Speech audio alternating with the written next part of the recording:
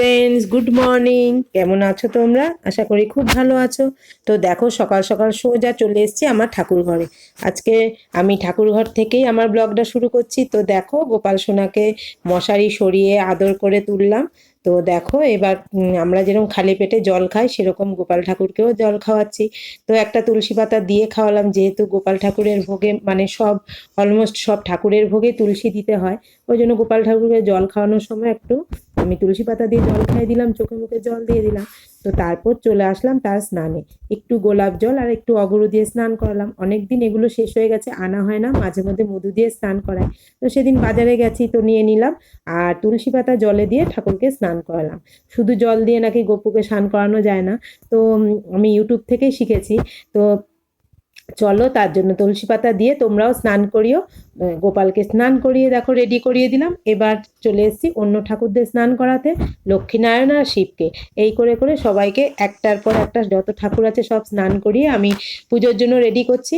তো চলো, দু রকম চন্দন আমি বেটে নিলাম, আর ভোগের থালাও পড়ে গেছে। আর নীলকণ্ঠ গাছে আমার প্রত্যেক দিন মানে মাঝে মধ্যে একদিন ছাড়া ছাড়া একটা দুটো করে ফোটে শিব ঠাকুরের মাথার জন্য।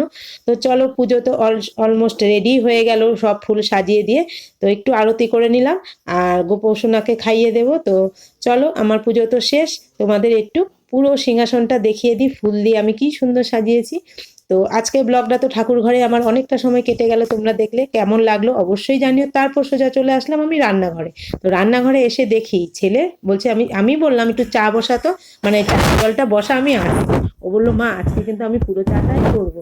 তো আমি বলে বলে দিলাম, ও করছে। খেতে একটু পানসা হয়েছে, চাটা ফুটেছে, কিন্তু যেহেতু ফ্রিজে দুধটা ছিল, জলের সাথে ফোটানো হয়নি, পরে দিয়ে ফোটানো হয়েছে। তো ঠিক আছে, অসময়ে ওই চাই আমার কাছে স্বর্গ। তো চলো, আজকে তো ছেলে চা করে খাওয়ালো, তারপর সোজা চলে এসেছি আমি ব্রেকফাস্টে। তো ব্রেকফাস্টে কি আছে আজকে, হচ্ছে আলু ভাজা আর রুটি। তো রুটি লুচি পরোটা এটা তো আমার হয়েই থাকে। দাদাভাই প্রায় দিনই না খেয়ে চলে যাচ্ছে, আর দুপুরে ভাত তো খাচ্ছেই না। সেই দুপুরে ভাত খাচ্ছে সন্ধ্যা 7টা 7:30। তো আজকে তো আমি রেগেই গেছি, তো বললাম তোমাকে খাওয়ার নিয়ে যেতেই হবে। তারপর তুমি দুপুরে ভাতটা বিকেলে খাও, সন্ধ্যায় খাও, কিছু তো অন্তত পেটে থাকবে। তো চেঁচামেচি করার পর টিফিন নিয়ে গেল। তারপর কি করব, সোজা চলে আসলাম আমি বেডরুমে। তো বেডরুমে এসে যেটা কাজ সবার, এখন হালকা হালকা শীত এখনও আছে, ওই জন্য বেড কভার, হালকা পাতলা কাঁথা, তো সেগুলো গুছিয়ে, বালিশগুলো গুছিয়ে আমি বেড কভারটা একটু টেনে টুনে ঝেড়ে ঝুড়ে রেডি করে ফেললাম।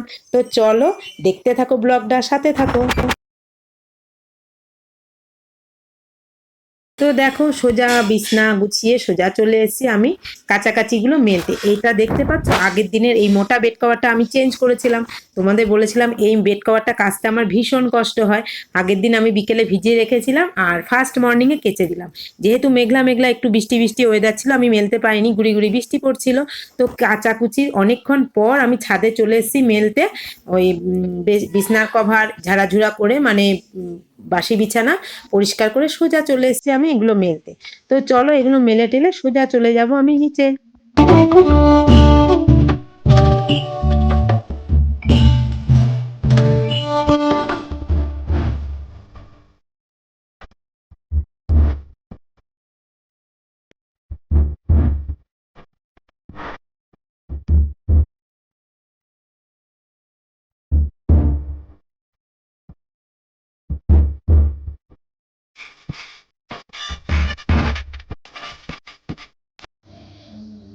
তো ফ্রেন্ডস, লাস্টে তোমার সাথে দেখা হয়েছে ছাদে, জামা কাপড়গুলো মেলতে গেছিলাম। তো তারপরে সোজা চলে এসেছি কিচেনে। তো আজকে কি রান্না হবে মানে সকাল থেকে একদম চিন্তা করিনি। তো চলো, আমার সব কাজ করতে ইচ্ছে করে, কিন্তু রান্নাটা করতে ইচ্ছে করে না। তো সংসার যখন করছি অবশ্যই করতে হবে। তো চলো, আজকে কী মেনু হয়েছে। আর সকাল থেকে শরীরটা খুব একটা ভালো ছিল না, তো ঝিমিয়ে ঝিমিয়ে কাজ করছিলাম। আর ওয়েদারটাও ভালো না, মেঘলা মেঘলা, কখনো গুড়ি গুড়ি বৃষ্টি করছে, কখনো একটু রোদ উঠছে। তো চলো, এই করতে করতে বেলা 12টার পর আমি কাছাকাছি করে মেলে তবে রান্নাঘরে এসেছি। তো আজকে কী মেনু করেছি একদমই শর্টকাট। তো চলো, তোমাদের সাথে একটু শেয়ার করে দিই। তো দেখো, এখানে কালকের একটু মটরের ডাল লেবু পাতা দিয়ে করেছিলাম আজকে। আর আজকে করেছি হচ্ছে যে কলমির শাক ভাজা, আর হচ্ছে সয়াবিন, যেটা আমি একদম পছন্দ করি না। জানি না আজকে আমি কি দিয়ে খাবো।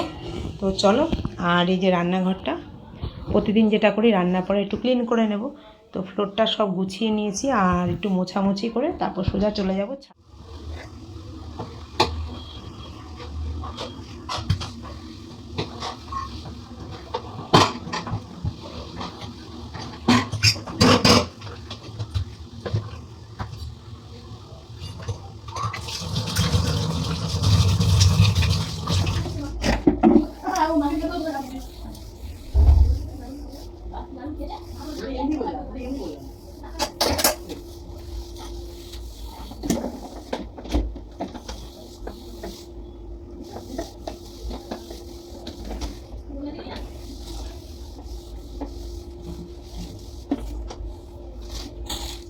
তো দেখো নিচের সব কাজ সেরে তো আমি সোজা চলে এসেছি আমি ছাদে আবার। তো ছাদের জিনিসগুলো গুটিয়ে নিয়েছি, যেহেতু তোমাদের এর আগে বলেছিলাম ঝড়ে 2-3 দিন আগে ছাদটা খুব নোংরা হয়েছে। তো ছাদ নোংরা আমি বেশি দিন মানে রাখি না, ছাদটা নোংরা থাকতে আমার ভালো লাগে না। তো 2-3 দিন ছাড়া ছাড়া আমি ছাদ ঝাড় দিই। তো দেখো টবগুলো কিছুটা ছাদের দেয়ালে তুলে দিয়েছি, যেহেতু টবগুলো সরিয়ে সরিয়ে ঝাড় দিতে হবে। কতগুলো ছাদের দেওয়ালে তুলে দিয়েছি, আর কতগুলো নিচে আছে সেগুলো সরিয়ে সরিয়ে ঝাড় দিচ্ছি। তো দেখো ছাদে প্রচণ্ড ধুলো বালি, তারপরে ঝড়ের পাতা পুতা সব ছিল। তো ছাদটা আমি ঝাড় দিয়ে নিই, ঝাড় দিয়ে গাছে জল দিয়ে সোজা চলে যাব আমি নিচে।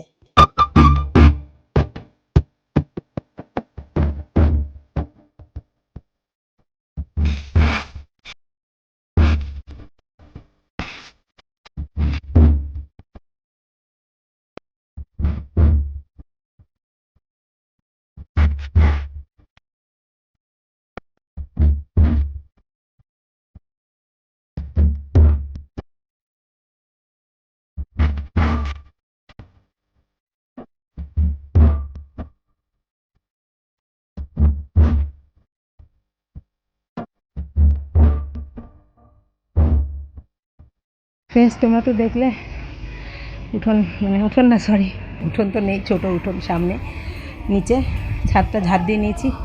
তো যেদিন থেকে ঝড় হয়েছে সুযোগ খুঁজছি কবে ঝাড় দেবো কবে ঝাড় দেবো। তোমাকে কালকের ব্লগে বলছিলাম যে ছাদটা খুব নোংরা হয়েছে, ঝাড় দিতে হবে। তো ঝাড় তো দিয়ে নিয়েছি অলরেডি, পরিষ্কার, তোমরা দেখেও নিলে।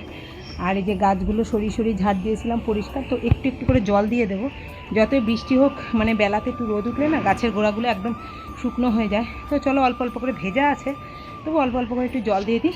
তো চলো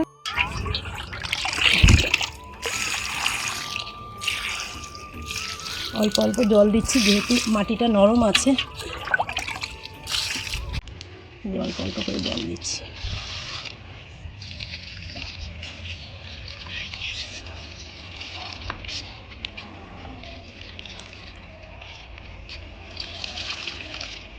জল দেওয়ার পর আমি কি করি, রোজ দিন পাতাগুলো একটু জল ছিটিয়ে দিই। তো দেখে মনে হচ্ছে যে বর্ষায় বৃষ্টির জলে একদম ভিজে চুপচুপে সতেজ হয়ে গেছে, তাই না বলো? দেখতে কত সুন্দর লাগছে।